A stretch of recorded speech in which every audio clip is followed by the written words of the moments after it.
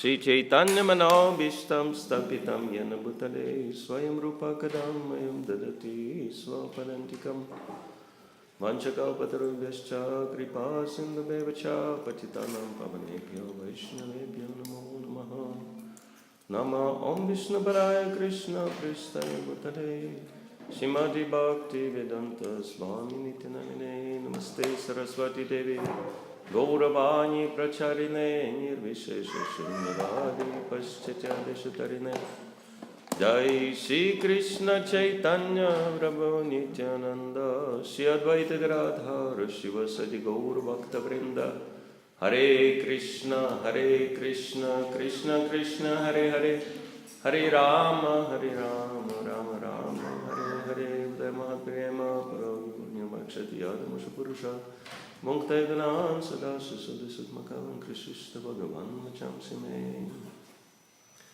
Om Namah Bhagavate Vasudevaya Om Namah Bhagavate Vasudevaya Om Namah Bhagavate Vasudevaya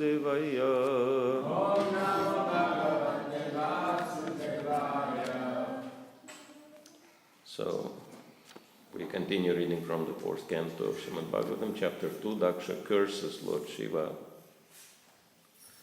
Today's 26th text.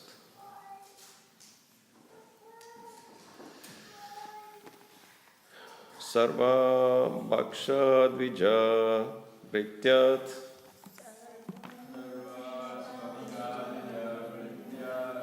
Sarva Bhaksha Dvija Vrityat Drita Vidya Tapovrata Drita Vidya Tapovrata Vitta Dehendriya Rama Vitta Dehendriya Rama Yachaka Vicharantiha Yachaka Vicharantiha Sarva Bhaksha Dvija Vrityai Drita Vidya Tapovrata Vita Dehendriya Rama Yachaka Vicharantiha Haribol. Anyone?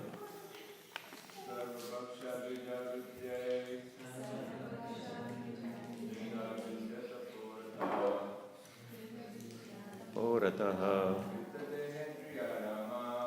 Tadehendriya Rama Chaka Vicharantiya Sarva Bhaksha Dvijavritte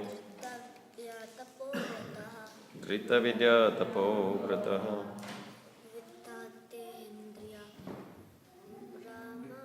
Vitta Dehendriya Rama Yachaka Vicharantiha. Any ladies? Sarva Bhaksha Dvijavrityai Drita Vidya Tapovrata Vitta Dehendriya Rama Yachaka Vicharantiha Sarva Bhaksha eating haven't taken to education, money, deha, the body, indriya, the senses, arama, the satisfaction, yachaka, as beggars, vicharantu, let them wander, iha, here. Translation prepared by His Divine Grace, Sri Bhakti Rasayana Swami, Srila Prabhupada ki jai. These brahmanas take to education, austerity, and vows only for the purpose of maintaining the body. They shall be devoid of discrimination between what to eat and what not to eat. They will acquire money, begging from door to door, simply for the satisfaction of the body. Purport. The third curse inflicted by Nandishwar on the brahmanas who supported Daksha is completely functioning in the age of Kali. The so-called brahmanas are no longer interested in understanding the nature of the Supreme Brahman, although a Brahman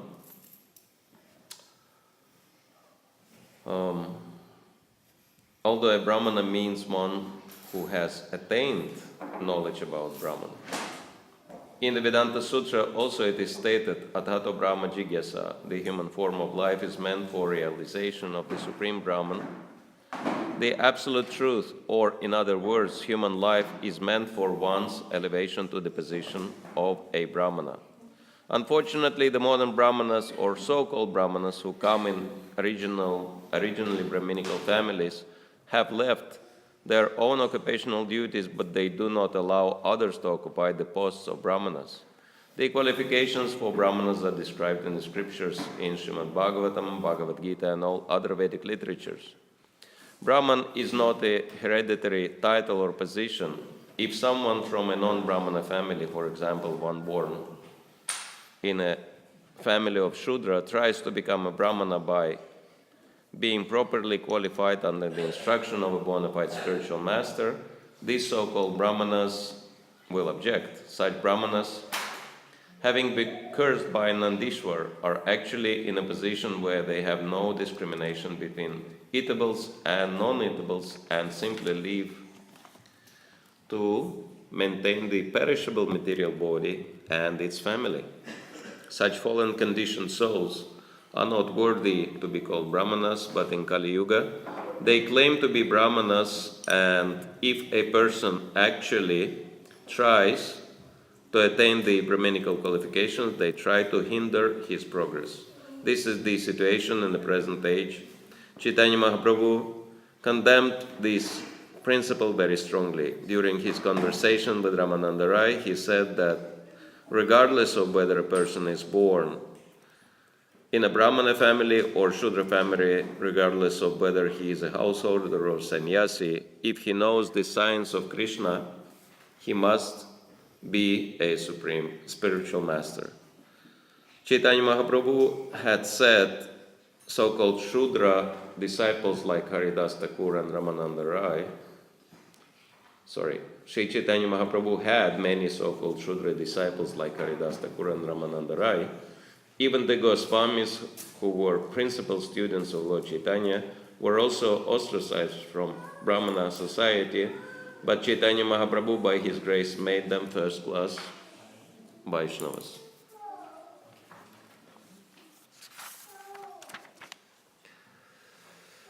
Sarvabhaksha dvijya vrityai trita vidya tapobrata vitta dehendriya ramaya chaka vicharantiha. These Brahmanas take to education, austerity, and vows only for the purpose of maintaining the body. They shall be devoid of discrimination between what to eat and what not to eat. They will acquire money, begging from door to door, simply for the satisfaction of the body.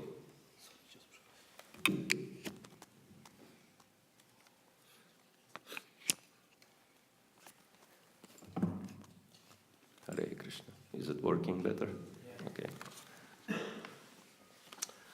So, this is one of the main themes in Srimad Bhagavatam.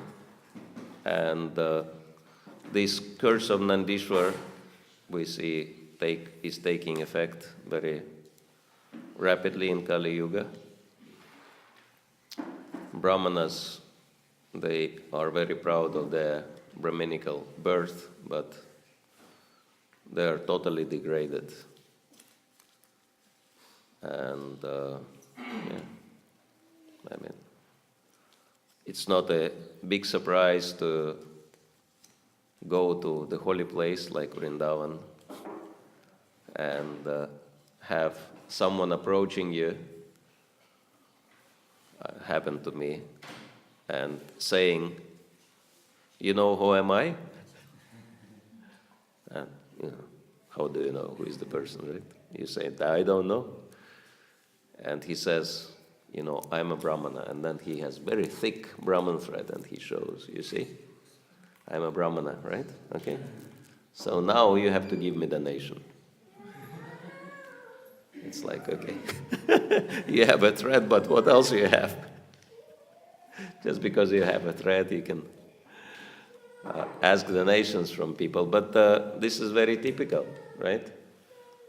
In Kali Yuga, the 12th canto of Srimad Bhagavatam says that Brahmana in Kali Yuga will mean just wearing Brahminical thread. That's enough, right, to be a Brahmana. You don't require anything else.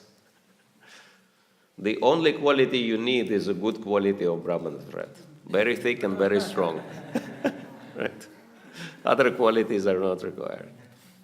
So this is the understanding, very mundane, superficial understanding. And I came across this in India so many times. I remember one time I was taking a train from Delhi to Calcutta because I had to attend GBC meetings. I had to go on a particular day, but there were no cheaper class tickets, so the only one available was first class. So I had to get first class ticket for myself. And in India, first class ticket means nothing special. Well, you have separate compartment, but it is as dirty as the other classes. Then the only difference is that they feed you 24 hours. This is first class in India, right? They feed you so much you cannot get through the door, right? At the end of your journey. And so,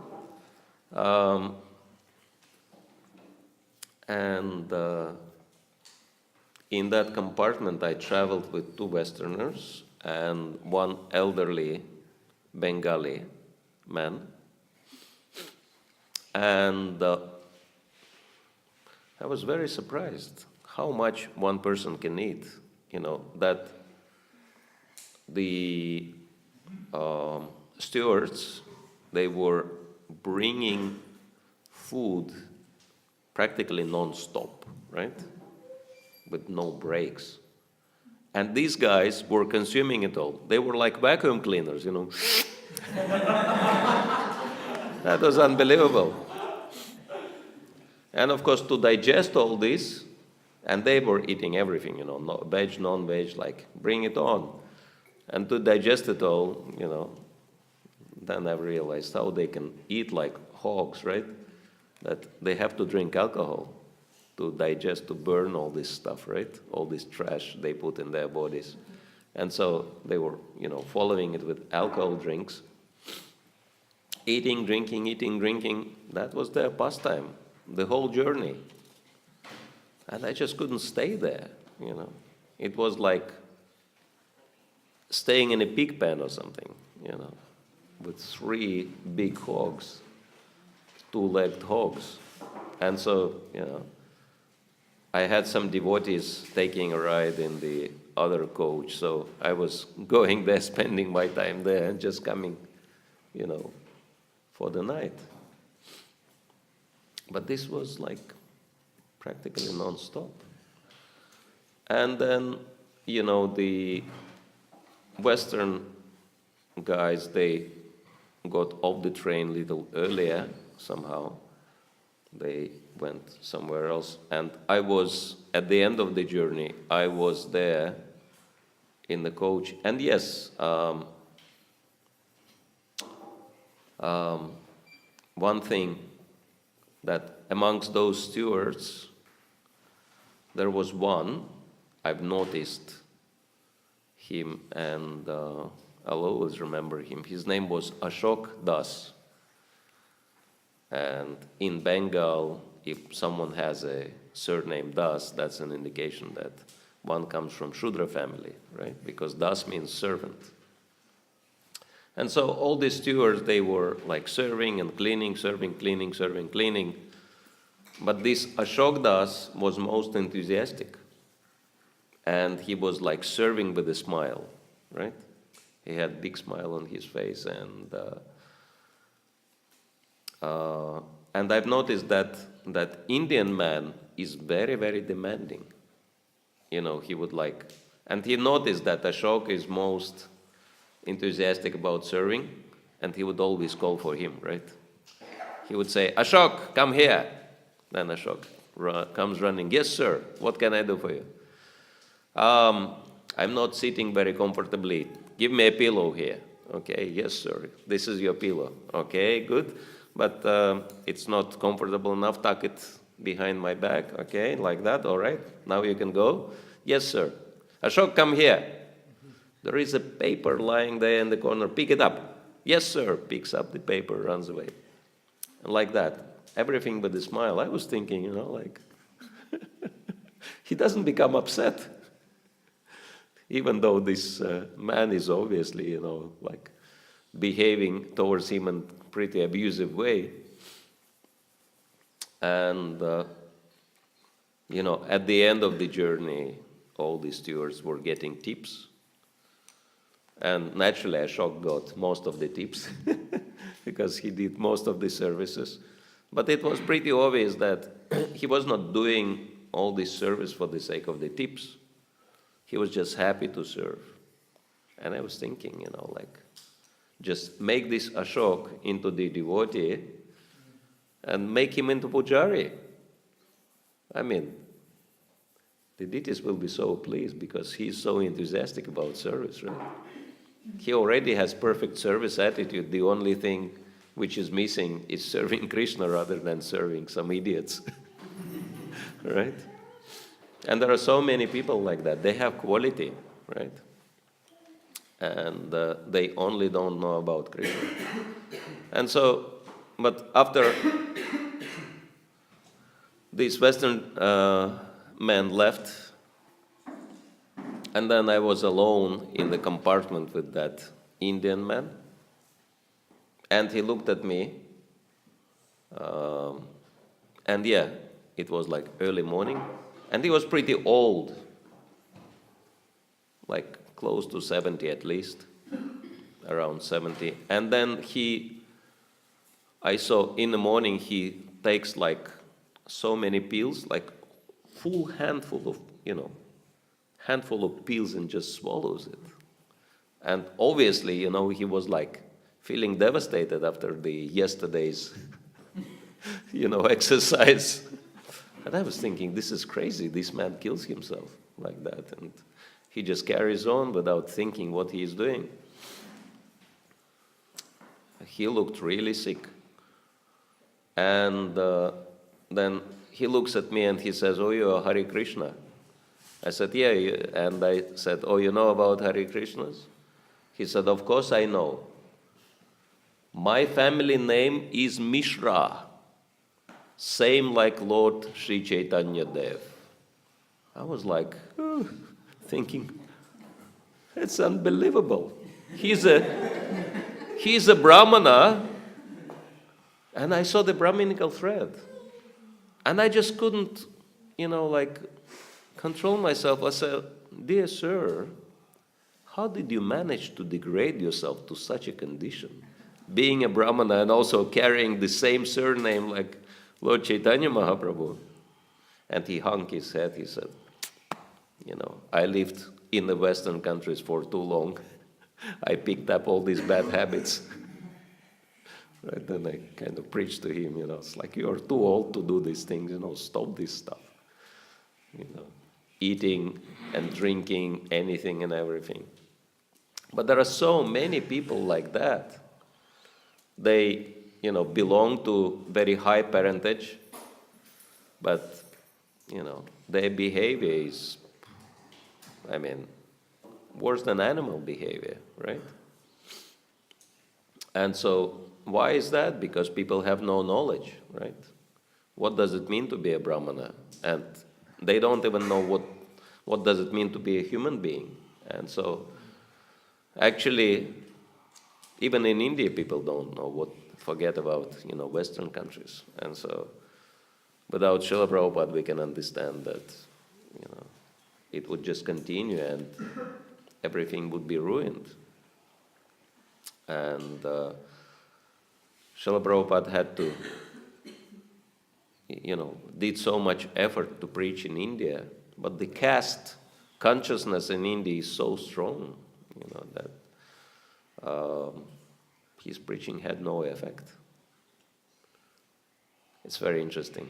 It's only after he went to the West and convinced Westerners to take up to Krishna consciousness, and after that coming to India, then, Indians woke up, whoa, already Westerners. We're trying to imitate West, and West is following our culture. Maybe there is some value in our culture as well, right? And so, but Srila Prabhupada exerted himself so much trying to preach, trying to convince Indians about the value of their own culture and knowledge, to no avail, practically speaking, right? No one wanted to support him. Okay, they were giving lip service, but, yes, Swamiji, very good, carry on. But nothing else, right? And only after he went to the West and came with his Western disciples, all the Indians were like, whoa, Western people taking up to Krishna consciousness. And then he told his American disciples, okay, now you go and preach to these guys. Tell them about the value of their own culture. And one very enthusiastic young devotee, he was giving classes in villages.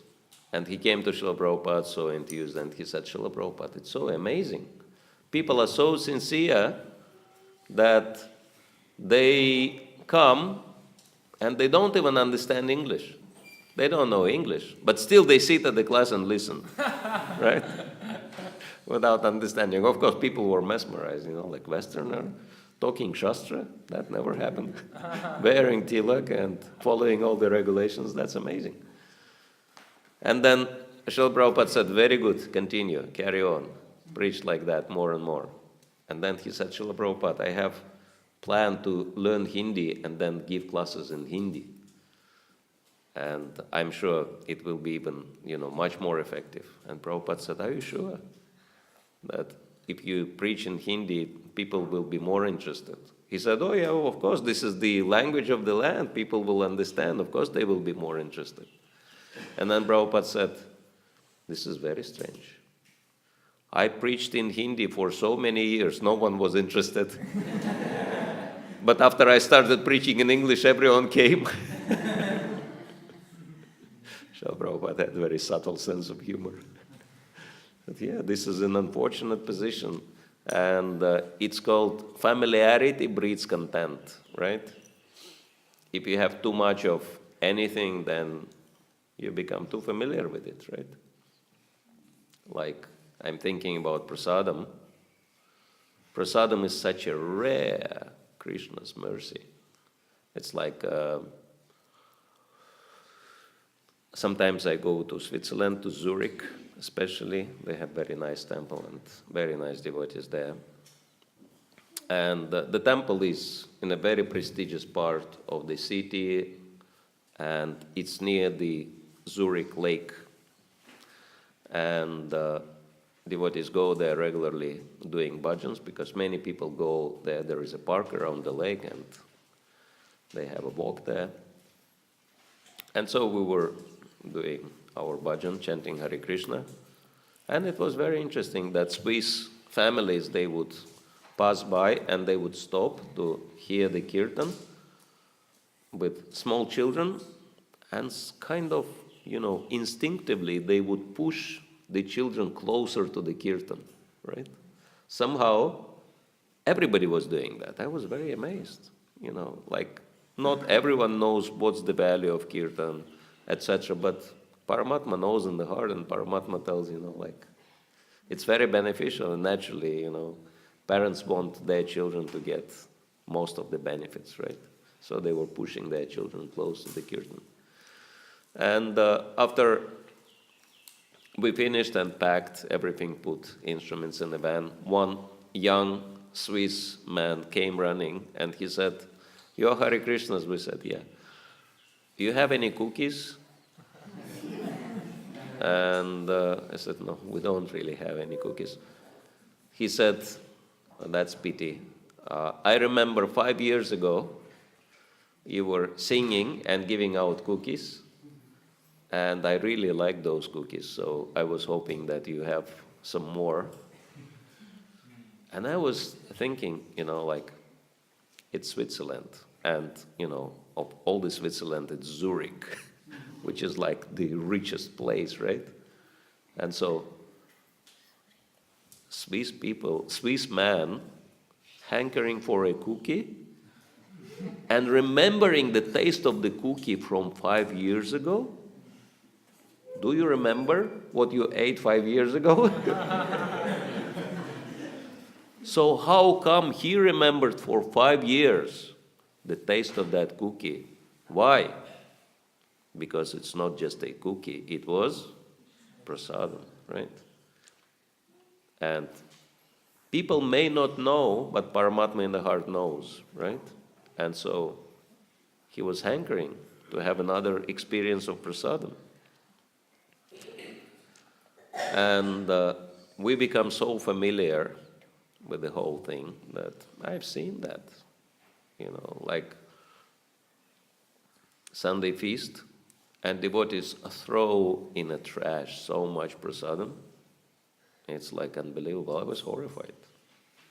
And I was thinking, this is, something has to be done about it. And it's happening all over. And so some devotees, they use some leaders, they use some preventive measures, like one temple president in Tirupati, his name is Revati Raman Brahma, very nice devotee, and very smart. He used to be manager in big international company before he became a devotee, so he's not only a devotee, but he's professional as well.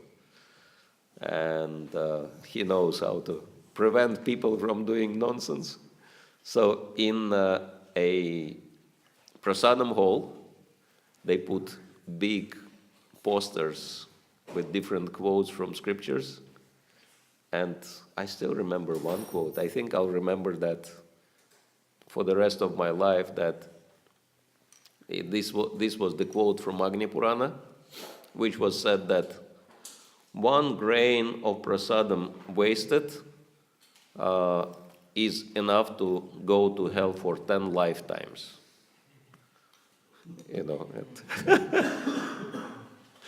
Every time I'm taking prasadam, I'm thinking, like, did I make sure that there is not even 1 grain left? 10 lifetimes in hell for 1 grain, that's a little bit expensive. Price to pay, right?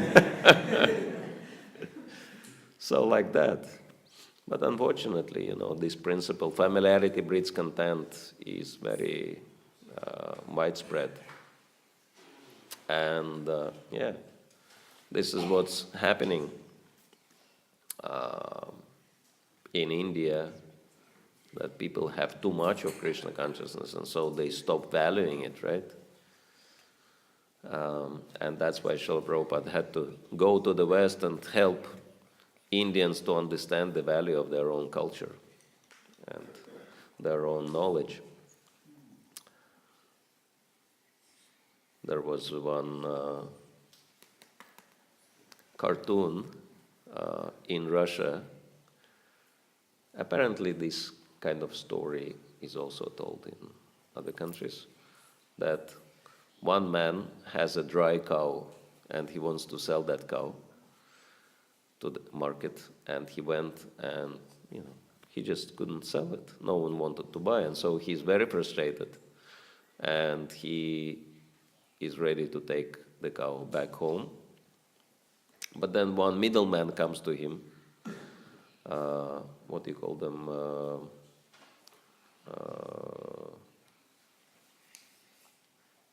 Anyway, one trader, and he says, "You cannot sell your cow, let me help you. I'll sell your cow, and then I'll have a, interest from that sale." And this man says, "Yeah, of course, go for it. I cannot do it myself anyway, so what's the use? Something's better than nothing." So, and then this trader is very, very smart. And then it's very interesting. He says things in a poetical form, rhyming things, and also tells things in such a way that these are not lies, but he tells, the truth in such a way that it has double meaning. Like some people are asking him, like, how much milk does the cow give? And he says, you would have to milk whole day that your hand will get tired. And so it's like you can understand it, whether it's so much you cannot milk it out, or, there is nothing to milk out, right? But of course people think, if this cow is so much advertised, this must be really good cow. And then they place their bids. I'll pay so much, no, I'll pay more, and I'll pay more. And there is like huge crowd, and everyone is putting their bids on. And then the owner of the cow, he looks at all this commotion around this cow, people nearly fighting for the cow. And he says, "No, I changed my mind. I need this cow for myself."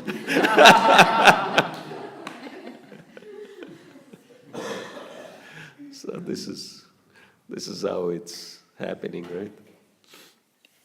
And so, Prabhupada also helped India appreciate Krishna consciousness by bringing it to the Western countries.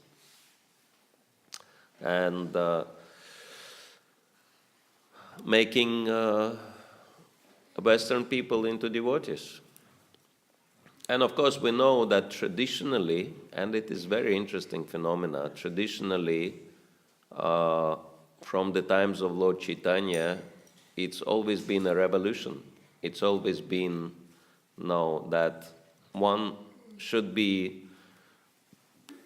defined as belonging to a particular section of society, not according to the birthright, but according to the qualities, right? So this was Lord Chaitanya's stand, and that's why he was initiating Shudras. He was initiating outcast people, right? Like Haridas Thakur, coming from Muslim family, right? So he became great Namacharya, Ramananda Rai, practically having Shudra position. But Lord Chaitanya Mahaprabhu gave him a lot of credit. And so there were many, many followers of Lord Chaitanya who were coming from, non-Brahminical families, etc. But then, and this is really important, I think, for us, because we may think,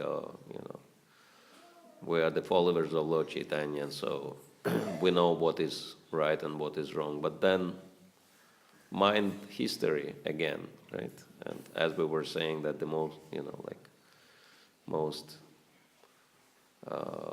the biggest lesson from history is that no one learns from history. That when Srila Prabhupada came with his first disciples to the Western, to Vrindavan, right? And then so many of his own god brothers came, and they were shouting at Srila Prabhupada, the whole group of them, in the presence of his disciples. And the whole conversation was in Bengali language. And so they could not exactly follow, but they could make it out because they were showing at the American devotees and then, shouting at Srila Prabhupada. And they were using the words like mlechas, yavanas, so they realized what was going on. That they were saying, how did you bring all these mlechas and yavanas, making them into devotees, etc. And Prabhupada kept quiet. And after they ran out of steam, after they stopped shouting, and it's not that it just happened for no reason. Some of the disciples, some of the devotees, American devotees, did something which was not acceptable. Like some devotees stole at the market for Krishna. Because that was their understanding. For Krishna you can do anything. Etc. And then, of course, it brought so much uproar from Brajabasis, what are these guys doing? And so they came with a complaint, and Prabhupada didn't argue with them at all. That he was just waiting until they get tired of shouting. And after they stopped, and they were waiting for his response, and instead of responding in Bengali, he responded in English to make sure that his disciples also understand. He said, I'm only trying to fulfill the instruction of my spiritual master. And they couldn't say anything because it was true, right? And they had to turn around and leave. That was all. And so, yes, it is true that those who are born in Brahmana Vaishnava families, they're supposed to be the first and foremost to take the responsibility and carry the heritage of Sanatana Dharma all over the world. But if these guys are sleeping and doing nothing, someone has to do it, right? And Srila Prabhupada tried so hard to preach in India. No one responded, right? Means everyone was completely stupid, right? They couldn't realize the value of Sanatana Dharma. And then Srila Prabhupada had to go to the West and he had to collect whomever he could inspire, right? And give them the responsibility. And then India woke up, right? Then India thought, okay, my God. And sometimes I'm thinking, because nowadays in the first world countries there are so many devotees coming from Indian families and many times coming from Brahmana families and sometimes coming even from Vaishnava families, right? And I'm thinking, who am I to explain what is Sanatana Dharma to these people because they are more qualified, right? What would be the benefit? But I'm thinking that the greatest benefit would be that these devotees would look at me and they would think, okay, if someone coming from an outcast background, not even belonging to India, Indian families can travel all over the world and spread Sanatana Dharma, I should be doing that even more, right? So that should be like an encouragement. What am I doing? Just wasting my time here. Let me do something serious in Srila Prabhupada's mission, right? Because this is so important. And so this is the idea. And Sanatana Dharma and Krishna consciousness has transformative effect, and it's been proven through the centuries that there have always been people in Sanatana Dharma who come from low caste or outcast families, and they would become great Vaishnavas, right? What's the first example which comes to the mind? From Bhagavatam. Who is the great, celebrated sage who comes from Shudra family? No, Prahlad Maharaj comes from Kshatriya family. Who comes from Shudra family? Narad Muni, yes. So many. I mean, Vedic scriptures are full of these examples, right? And there is another example which is very startling, and it's actually described right in Chandogya Upanishad. Chandogya Upanishad gives that example, right? That the great celebrated sage Gautama Rishi is inviting children to come and learn in his Gurukul. And so, you know quite well that in India, everyone knows Gotra, right? Which Gotra you belong to? I belong to this Gotra, you know. Angira, Muni Gotra, Bharadvaj Gotra, this Gotra, that Gotra. Of course, Prabhupada said, we all belong to Achyuta Gotra. That's common for everyone because everyone comes originally from the Supreme Lord. He is the original father of all. And then Gautama Rishi was asking, what's your Gotra, what's your Gotra, who are your parents? So everyone was saying, but then he was asking one boy, and this boy was the son of prostitute, right? And his mother did not know who was his father, right? Because she had contact with so many men, she couldn't track the, whose son is that? And so when this boy was asked, what's your Gotra, who is your father? He said, I cannot say because my mother had so many contacts with so many men, she couldn't say, who is my father. And all the boys started laughing. Hey, look, he is the son of a prostitute. And then he comes to such a celebrated Vedic sage, and he's hoping to get enrollment in this Gurukul. This is ridiculous. Who is he? He should not be even staying here next to us. But then Gautama Rishi said, no.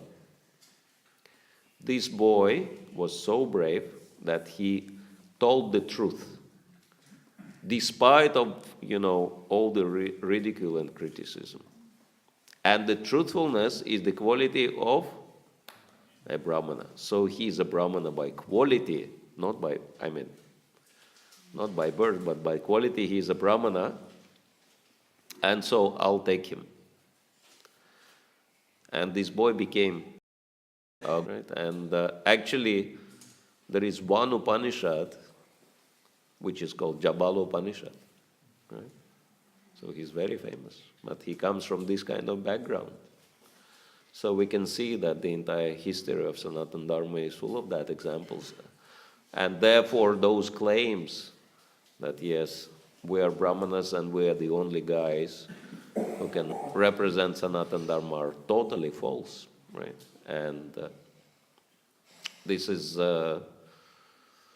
one of the main causes Sri Chaitanya Mahaprabhu was fighting against, right? That only Brahmanas, only hereditary Brahmanas can represent Krishna and Sanatana Dharma. But at the same time, we have to be very mindful of our own position that, we do not become like that, right? After fighting and winning, we do not become the next,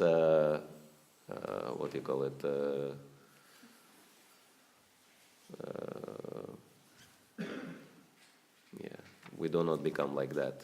It's like there is one story about one dragon who was ruling a kingdom, right? And then so many princes were going and fighting with the dragon, and they would disappear. So the understanding was okay that they were killed by that dragon. But one man decided to go and check it out. What happened to all those princes? And then he went, and then to his amazement, he discovered that the last prince who went to fight with the dragon actually defeated the dragon, killed him, ascended the throne, and became the next dragon.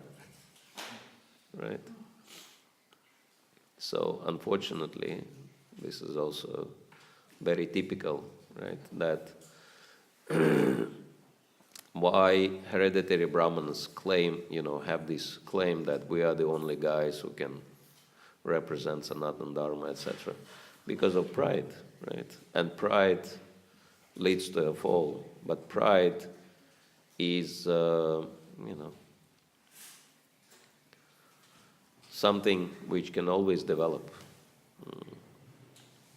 That's why Lord Chaitanya Mahaprabhu was stressing the third verse of Sri Upanishad, that the three most important qualities for constantly chanting the holy names are Trinada Pisa Nichana, which means, Krishna Das, what does it mean, Trinada Pisa Nichana?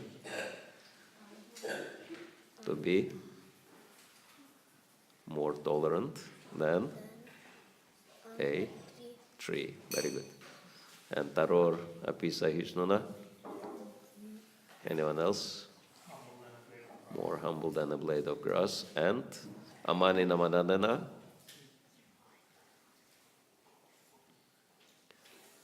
To be always respectful and never demand any respect for yourself, right?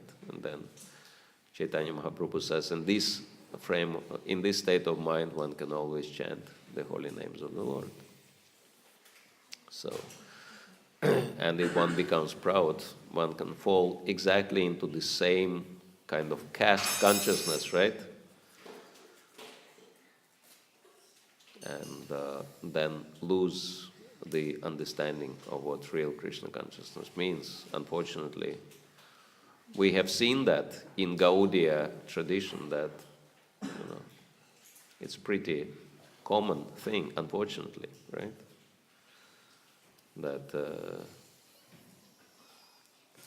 That's why Srila Bhaktisiddhanta Saraswati was saying to Srila Prabhupada that I'm so regretful that I built this huge marble temple in Calcutta in Bagh Bazaar, and all they do there is just fighting for the rooms, who should stay in the best room, right? It's basically the result of pride. And so then the entire mission has, was fallen because of the pride and fighting amongst each other. And so it's like Narad Muni is giving instruction to Dhruva Maharaj. He says that the proper way to develop your relationship with others is to respect seniors, make friends with equals, and be kind and compassionate to juniors, right? And Srila Prabhupada says in the purport that it's very important because typical attitude is to be envious of seniors, right? And criticize seniors and compete with peers, right? Okay, these guys, they think I'm equal to them, I'll show that I'm actually better than them, right? And then abuse juniors, right? And so these instructions are there for us. It's something to be always focused on and something to avoid. And that's why Srila Prabhupada and the whole parampara, starting from Shukadeva Goswami, are insisting Nityam Bhagavata Sevaya, right? We should always attend Bhagavatam classes because that helps us to be mindful of our goal and never lose track. Never forget, why did we join this movement, right? I think for many devotees, the question, how did you join the movement, is very easy to answer, right? But many devotees struggle to answer, why did you join this movement, right? What's your motivation? And so this is what Bhagavatam helps us to understand. That's why it's so important to always listen and discuss these topics in the association of devotees. All right, so anyone has questions, comments? Krishna Das is always first. If the Lord in the parampara is the first to be the master of Brahma, then why does he become the disciple of Narada? Krishna? How did he become a disciple of Narada? Because Krishna came as a Vyasadeva. Krishna Dvaipayana Vyasadeva. Oh, well, Vyasadeva is Krishna, but he is not Vishnu Tattva, he is Jiva Tattva. He is the living entity empowered by the Supreme Lord.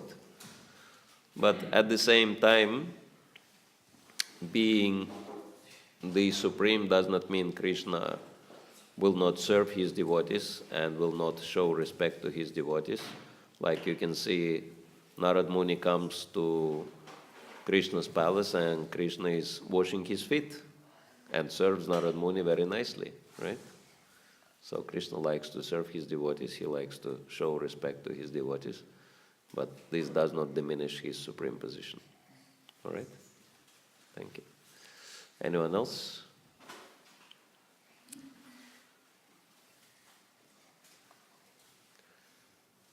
Okay. So, if there are no more questions, we can finish earlier. And I think for me it is important because I have to catch my flight, which is pretty early in the morning. I have to go. So, thank you all very much for your kind attention and enthusiastic kirtans. I thought this is the way how to keep yourself always warm in the winter. If you dance in kirtans, you don't feel any cold, right? All right, and I wish you all the best with your Krishna conscious practices and preaching Krishna consciousness, spreading it, and we have a little more of Maha Prasad from Giriraj, the grand final. Everyone can have a piece. And if you didn't have the opportunity to do your dharma, this is for grihastas, and give donations, you can do so. This is your last chance. Hare Krishna. Srila Prabhupada ki jai. Grantaraj Srimad Bhagavatam ki jai. Nitai Gaur Premanande.